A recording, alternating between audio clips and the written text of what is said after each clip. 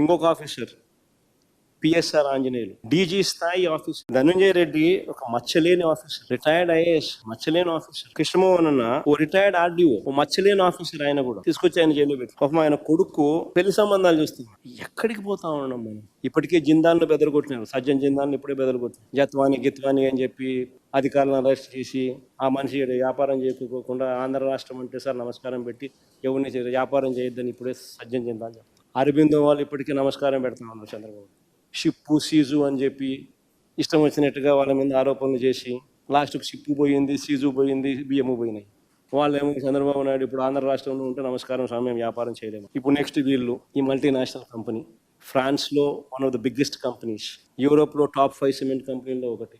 వీళ్ళు ప్రపంచానికి చెప్తారు ఆంధ్ర రాష్ట్రం నమస్కారం స్వామి వీడి వ్యాపారాలే వద్దు అని. ఇప్పటికే వీళ్ళ ఎమ్మెల్యేల పుణ్యమా, వీళ్ళ మంత్రుల పుణ్యమా అని చెప్పి ఇప్పటికే కుమారమంగళం బిర్లా అల్ట్రాటెక్ సిమెంట్స్ ఆయన నమస్కారం పెడతాను. అసలు ఏదైనా మనం చేసే పనుల వల్ల పరిశ్రమలు రావాలా, వాళ్ళకు ప్రోత్సాహం ఇవ్వాలా, ఎలా వాళ్ళందరినీ ఇబ్బంది పెట్టాలా, ఎలా వాళ్ళ పరువును తీయాలా, ఎలా వాళ్ళందరినీ ఇబ్బందికర పరిస్థితిలోకి నెట్టాలా అని చెప్పి చూస్తే nobody will come to Andhra Pradesh.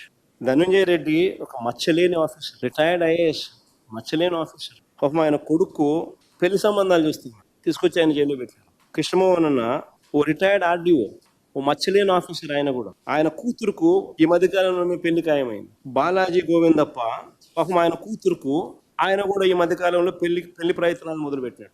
ఎక్కడికి పోతా ఉన్నాం మనం? ఇంకొక ఆఫీసర్ పిఎస్ఆర్ ఆంజనేయులు డీజీ స్థాయి ఆఫీసర్. ఎక్కడికి పోతా ఉన్నాం మనం? అంతవరకు ఎన్ఓసి బ్లాక్ చేసి ఇలాంటి వ్యక్తులు ఇచ్చే స్టేట్మెంట్కి ఏం వాల్యూ ఉంటుంది? బెదిరిస్తున్నారు, భయపడిస్తున్నారు, ఎన్ఓసీలు ఆపుతున్నారు. ఆయన నన్ను బెదిరిస్తున్నాడు అని హైకోర్టులో యాంటిసిపేటరీ బెయిల్ పిటిషన్ 3 సార్లు వేసుకున్నా కూడా దిక్కు దివానం లేదు. అలాంటి వ్యక్తులు ఇచ్చే స్టేట్మెంట్కి ఏం వాల్యూ ఉంటుంది? ఇంకొక ఆయన విజయసాయి రెడ్డి, చంద్రబాబుకు లొంగిపోయిన మరో వ్యక్తి. రాజ్యసభ సభ్యుడిగా 3.5 సంవత్సరం తనకు టర్మ్ ఉండగా చంద్రబాబు నాయుడు గారి కూటమికి మేలు చేసేందుకు ఆయన రాజ్యసభ సభ్యత్వానికి ఆయన రాజీనామా చేశారు. వైఎస్ఆర్సీపీకి ఎమ్మెల్యేల బలం లేదు, మళ్ళీ రాజ్యసభకు వైఎస్ఆర్సీపీ పంపించే అవకాశం ఉండదు అని తెలిసి తన రాజీనామా వల్ల చంద్రబాబు నాయుడు గారి కూటమికి మేలు జరుగుతుందని తెలిసి తన 3.5 సంవత్సరం టర్ము ఆ కూటమికి తాను ప్రలోభాలకు లోనై అమ్మేసి, అలాంటి వ్యక్తి ఇచ్చే స్టేట్మెంట్లకు ఏం వాల్యూ ఉంటుంది? అటువైపు నుంచి మనం కూడా ఇటువైపున ఏమన్నా ఇటువైపున తీసుకొని ఇదే మాదిరిగానే చెప్పిస్తే వాల్యూ ఉంటుంది. మరో నిందితుడిగా చెప్తా ఉన్న రాజ్ కసిరెడ్డి, అసలు ఈయనకు బెవరేజెస్ కార్యకలాపాలకు ఏం సంబంధం? అసలు ఈయనకు బెవరేజెస్ కార్పొరేషన్కు సంబంధించిన వ్యవహారాలకు ఏం సంబంధం?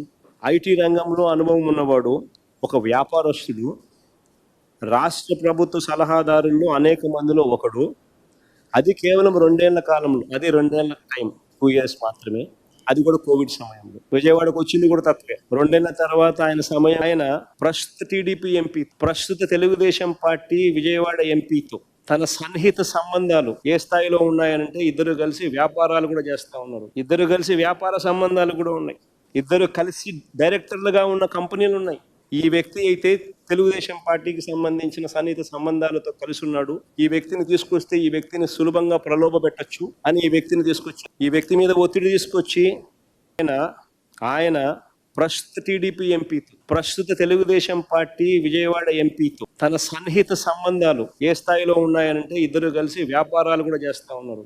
ఇద్దరు కలిసి వ్యాపార సంబంధాలు కూడా ఉన్నాయి. ఇద్దరు కలిసి డైరెక్టర్లుగా ఉన్న కంపెనీలు ఉన్నాయి. ఈ వ్యక్తి అయితే తెలుగుదేశం పార్టీకి సంబంధించిన సన్నిహిత సంబంధాలతో కలిసి ఉన్నాడు. ఈ వ్యక్తిని తీసుకొస్తే ఈ వ్యక్తిని సులభంగా ప్రలోభ పెట్టచ్చు అని ఈ వ్యక్తిని తీసుకొచ్చారు. ఈ వ్యక్తి మీద ఒత్తిడి తీసుకొచ్చి ప్రలోభాలు పెట్టి అప్రూవర్గా నేను మారుస్తాను, వ్యతిరేకంగా అబద్ధాలు చెప్పు అని అంటే ఈయన అబద్ధం చెప్పకపోవడం వల్ల ఈయన అక్యూజ్డ్గా చేసినాడు. ఈయన సుప్రీంకోర్టులో కేసు వేసినాడు. సుప్రీంకోర్టులో this man is also filed the case. ఒకవేళ ఈయన కూడా వీళ్ళకి కావలసిన పద్ధతి ప్రకారం స్టేట్మెంట్ గానే ఇచ్చిందంటే ఈయనను కూడా వాసుదేవ్ రెడ్డిని వదిలేసినట్టుగానే వదిలేసింది, అంతే కదా. ఇలా చేయదలుచుకుంటే ఎవరైనా కూడా బేతాళ విక్రమార్క కథలు వేసి ఏమైనా చెప్పించవచ్చు. ఇలా కథలు అంటే ఒక్కొక్కసారి ఆశ్చర్యం కనిపిస్తుంది. అందరు ఎక్కడో కలిశారు అంటాడు. కలిస్తే గూగుల్ టేక్అవుట్స్లో ఉండవా? అందరు కలిసినట్టు చూపించలేరా? గూగుల్ టేక్అవుట్స్లో అందరు కలిసి కూర్చున్నట్టు